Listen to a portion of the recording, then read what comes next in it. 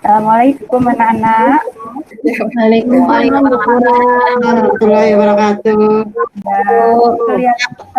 Kelihatannya pagi ini semangat semua ya. Semangat semua. Sudah. Nah, sebelum pelajaran kita mulai, mari kita berdoa dulu menurut agama dan kepercayaannya masing-masing. Berdoa mulai.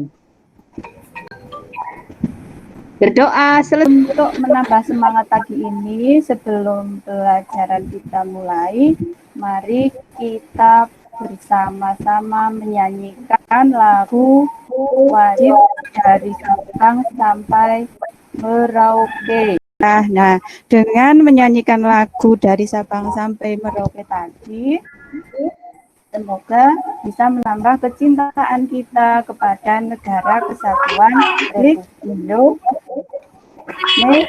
Pada kesempatan pagi ini, ya, kita akan mempelajari tentang tema 5, subtema 2, pembelajaran 5, yaitu tentang hubungan antar makhluk hidup dalam ekosistem. Tema ini diharapkan anak-anak dapat menjelaskan tentang pengertian simbiosis. Itu yang pertama. Yang kedua, nanti anak-anak dapat membuat sebuah pamflet. Nah, pernah mendengar apa itu pamflet? Belum, Bu, belum.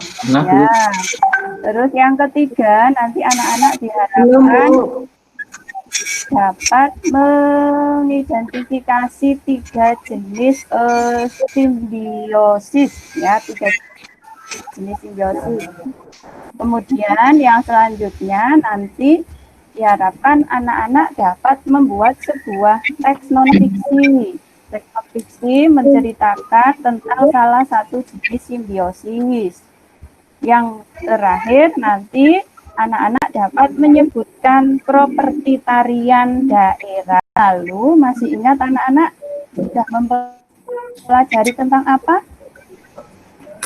Tentang rantai makanan. Ya, rantai makanan. Rantai makanan itu adalah apa? Peristiwa makan dan dimakan. Makan dalam urutan tertentu yang dilakukan oleh siapa? Makhluk hidup. Oleh makhluk hidup, ya. Dilakukan oleh makhluk hidup. Nah, jadi semua makhluk hidup itu, ya, semua makhluk hidup memiliki kebergantungan antar makhluk yang satu dengan makhluk hidup yang lainnya. Manusia memerlukan hewan dan tumbuhan. Untuk apa coba anak-anak? Ya, manusia memerlukan tumbuhan dan hewan untuk apa? Untuk bertahan hidup, Guru. Makan, Bu. Ya, untuk mempertahankan hidup. Hewan dan tumbuhan juga memerlukan bantuan manusia. Ya, tanpa manusia, hewan dan tumbuhan bisa tumbuh apa tidak, anak-anak? Tidak, Bu. Tidak, Bu. Bisa, ya, kalau tanaman layu, tidak ada yang merawat, nanti tanamannya akan mati. Hewan, ya, punya hewan piaraan, kalau tidak ada manusia yang merawat, hewannya juga akan mati. Ya, kalaupun tidak mati, pasti tubuh hewannya akan punah. Ya, di rumah punya hewan piaraan? Punya, Bu. Punya. Ya. Jadi, selain rantai makanan yang sudah dipelajari kemarin, kebergantungan makhluk hidup, selain kebergantungan makhluk hidup melalui rantai makanan, banyak makhluk hidup yang berhubungan dengan cara yang khas atau hubungan dua makhluk hidup yang berbeda dan sangat erat kaitannya yang disebut dengan simbiosis. Ada berapa macam jenis simbiosis? Ada 3, Bu. Dari 3, Guru. Coba Samsul dibaca. Simbiosis yang pertama itu apa? yang pertama ada mutualisme, Bu. Ya, mutualisme itu ya, maksudnya apa mutualisme? Itu ada hubungan antara dua makhluk hidup yang saling menguntungkan, Bu. Iya. Contohnya? Hubungan antara burung jalak dan jalak daun. Iya, hubungan antara burung jalak dan kerbau. Kemudian simbiosis yang kedua, coba Bu Guru ingin dengar suaranya dari siapa ya? Dari Mbak Ratna. Iya, Bu. Iya, coba dibaca jenis simbiosis yang kedua. Simbiosis komensalisme. Hubungan antara dua makhluk hidup, yang satu mendapat keuntungan, yang satu tidak dirugikan. Dan contohnya apa? Pada tanaman anggrek, Bu Guru. Simbiosis yang ketiga, coba. Sebelum Bu Guru tunjuk, coba siapa yang mau membacakan jenis simbiosis yang ketiga? Bu Guru tunjuk. Saya, Bu Guru. Oh ya, Mbak Tiwi. Iya, yang ketiga yaitu Simbiosis yang ketiga. simbiosis parasitisme, Bu Guru. Ya, maksudnya apa itu simbiosis parasitisme? Coba dibaca. Hubungan antara dua makhluk hidup, dalam hal ini makhluk hidup yang satu mendapatkan keuntungan, sedangkan makhluk hidup yang lain mendapat kerugian. Iya, contohnya apa? Benar, Tali Putri. Ya, jadi lebah dan bunga juga merupakan contoh hubungan simbiosis mutualisme. Sama, Bu. Pada hubungan simbiosis mutualisme pada lebah dan bunga itu sama-sama mendapatkan keuntungan. Bunga menghasilkan madu yang merupakan makanan lebah. Sedangkan lebah membantu bunga dalam proses apa? Penyerbukan. Penyerbukan, ya.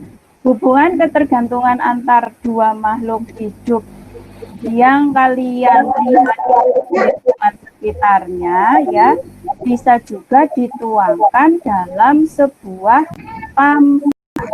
Sudah ada salah satu contoh pamflet ya. Contoh pamflet itu gambar apa ya? Ada gambar apa di situ? Lebah.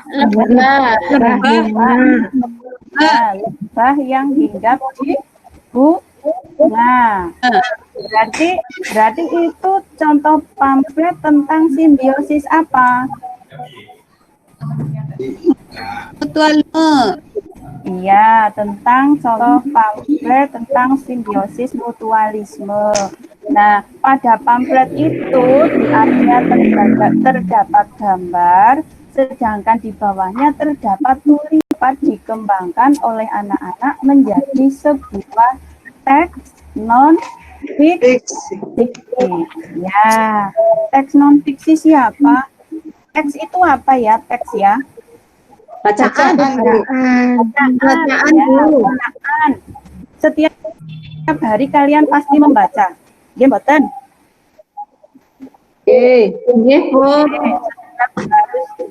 Membaca WA, Bu. Membaca WA. Membaca WA-nya nanti. Sekarang belajar dulu. Membaca WA-nya nanti. Ya, Bu. Ya, Bu. Teks non-fiksi adalah, ada yang sudah tahu apa itu teks non-fiksi?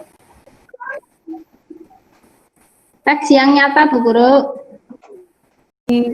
Ya, hubungan antar makhluk hidup itu terjadi di lingkungan sekitar atau di alam, ya.